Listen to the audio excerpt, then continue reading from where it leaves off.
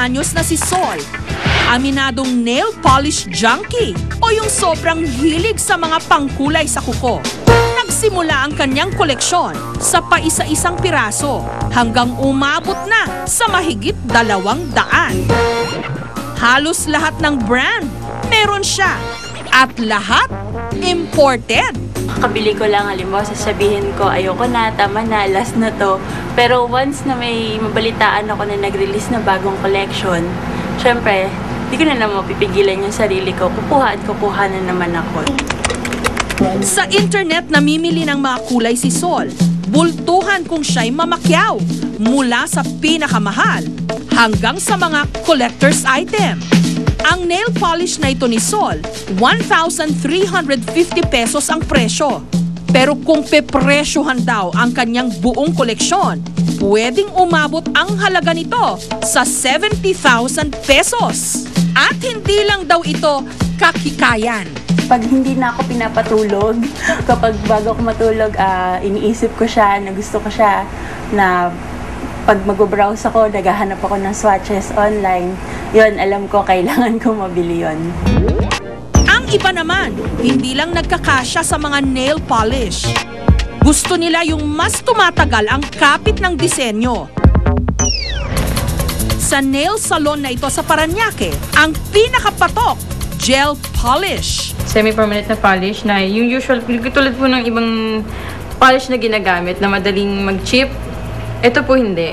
Mas lasting po yung ano niya, 1 month, pinakalong na po yun. Una munang lalagyan ng bander ang kuko na magsisilbing pandikit para kumapit ang gel polish. Ipinapahid ang gel polish sa kuko. Patutuyuin gamit ang UV lamp machine para mas kumapit. Tamang-tama raw sa mga abalang mami katulad ni Bernadette. Pag ordinary polish lang, let's say for a week or let's say 4 days, 5 days, nag-chip off ng pangit ng tignan. Not all the time naman, you have time to go to the spa. Ito kasi for 1 month maglalast eh. So, hindi siya yung pangit tignan kung let's say wala kang time to go to the ano, diba? Ang singil para dito, 280 hanggang 380 pesos. Depende sa haba ng kuko.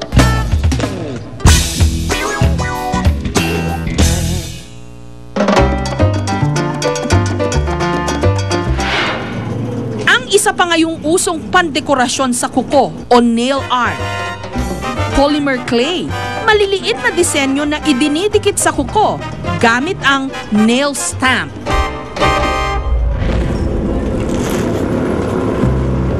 Subalit sa panahon ngayon, hindi na lang mga eba ang maarte pagdating sa kuko. Ang kargador na si Christian, bruskong-brusko, certified barako. Ngunit ang kanyang mga kuko sa paa, namumulaklak sa kulay. High school pa lamang daw nung nawili si Christian sa pagkukutics ng kanyang mga kuko. Ito rin daw kasi ang nagsilbi niyang magnet sa mga chicks. Una, puro nail polish lang, puti. Naisipan namin maglagay ng pink, tapos nag-iba-iba kulay. Tapos lalo-lalo na nakatira ako rito sa lugar na to. Hindi man porke kasi iba ang tingin nila. Pagka nakatira ka sa squatter, marungis ka, madumi ka. So ipinapakita ko lang na hindi porke squatter kami rito, ganun na kami kadumi. Ang asawa naman ni Christian na si Jessica, hindi naman daw naghihinala sa kanyang mister dahil kahit may kulay pa raw ang mga daliri nito, hindi naman daw ito pumipilantik. Okay lang sa akin, natutuwa ako na marunong siya maglinis ng kuko sa sarili niya kaysa nga nang magbayad siya sa iba. Pero hindi po ba kayo na-turn off na may mga kulay? Bakit po? Kasi dagdag attractive din naman sa kanya yun eh. Samantala, ang mga nail polish na walang etiketa na sumira sa mga kuko ni Chari, ipinasuri namin sa isang pribadong laboratorio. Ano nga ba ang sangkap ng nail polish na ito? Lumabas din sa test report na yung nail polish is may lead content siya. Hazardous siya kapag lagi kang exposed doon kasi pwede siyang pumasok through skin. Kapag pumasok kasi ang sobrang lead o tingga sa katawan ng tao, masama ang magiging epekto nito sa sirkulasyon ng dugo. Pag with frequent exposure, unti-unti nang lumalabas. Una, skin manifestation, sa balat lang ang problema. And then, magkakaroon na ng tinatawag natin ng mga systemic. Yung nabanggit ko, mga behavioral changes, pwedeng magkaroon ng mga epekto sa mga ibang body organs. Ayon naman sa FDA o ang Food and Drug Administration, ipinupuslit daw papasok sa Pilipinas ang ganitong mga produkto. Kaya hindi na dumadaan sa masusing pagsusuri. Kung hindi nakadaan sa custom, baka palihim talagang pumapasok. Kasi sinasabi nga natin marami tayong port of entry. So hindi lahat ng port of entry natin ay namamanmanan ng mga taga-custom. Sa FDA, dapat talaga may label, merong manufacturer, merong distributor. Kung hindi man, kung imported man, dapat may nakalagay na distributor para kung may complaint man ang isang produkto, yan ay matitrace.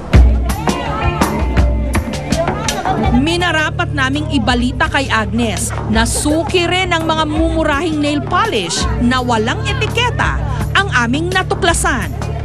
Siyempre, iniisip ko yung mga kuko ko mamaya, maapektuhan yung mga kuko ko. Bumibili nga ako ng mga mumurahin, apektado naman yung mga kuko ko. Parang wala ding sa yung binibili kong mumurahin na cutics. Pero ang mas nakakaalarma rito, nung lumipot kami sa iba pang mga pamilihan sa Metro Manila, natuklasan naming nagkalat pala ang mga mumurahing nail polish na walang etiketa.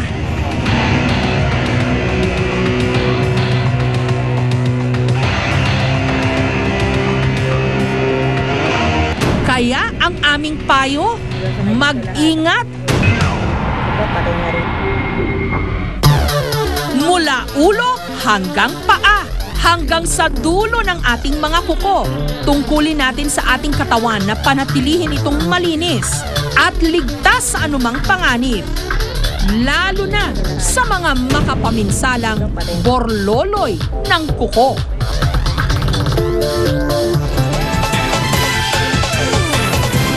Susunod, mga hayop na sunod ang bawat luho at kung ano-anong kapritsyo.